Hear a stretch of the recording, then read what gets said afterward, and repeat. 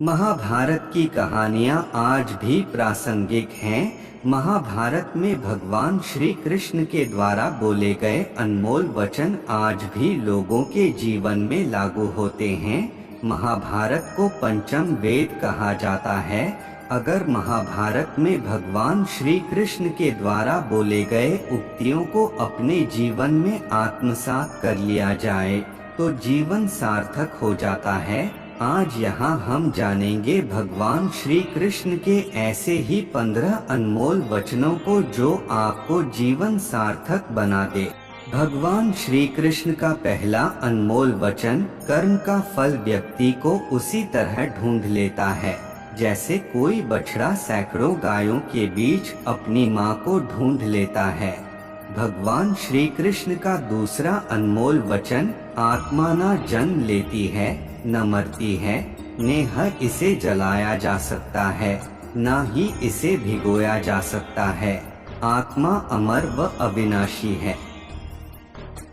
भगवान श्री कृष्ण का तीसरा अनमोल वचन, इस संसार में कुछ भी स्थायी नहीं है। भगवान श्री कृष्ण का चौथा अनमोल वचन, आत्मा शरीर को वैसे ही छोड़ देती है जैसे मनुष्य पुराने कपड़ों को उतारकर नए कपड़े धारण कर लेता है। भगवान श्री कृष्ण का पांचवा अनमोल वचन, मन शरीर का हिस्सा है। सुख दुख का एहसास करना आत्मा का नहीं शरीर का काम है। मान अपमान लाभ हानि खुश होना दुखी होना सब मन की शरारत है। भगवान श्री कृष्ण का छठा अनमोल वचन, जब यह संसार ही स्थायी नहीं है तो इस संसार की कोई वस्तु कैसे स्थायी हो सकती है।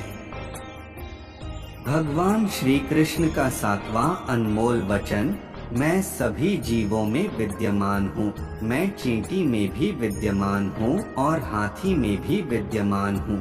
भगवान श्री कृष्ण का आठवां अनमोल वचन, सारे रिश्ते नश्वर हैं और केवल शरीर से जुड़े हुए हैं। जैसे ही व्यक्ति की मृत्यु हो जाती है, आत्मा शरीर को छोड़ देती है।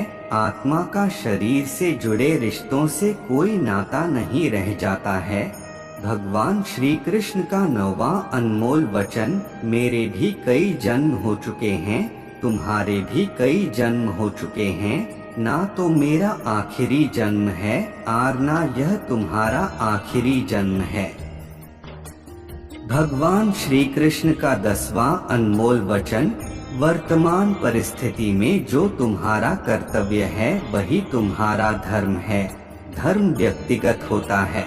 भगवान श्री कृष्ण का 11वां अनमोल वचन, मैं किसी के भाग्य का निर्माण नहीं करता ना ही किसी के कर्मफल में दखल देता हूँ। व्यक्ति या जीव का कर्म ही उसके भाग्य का निर्माता होता है।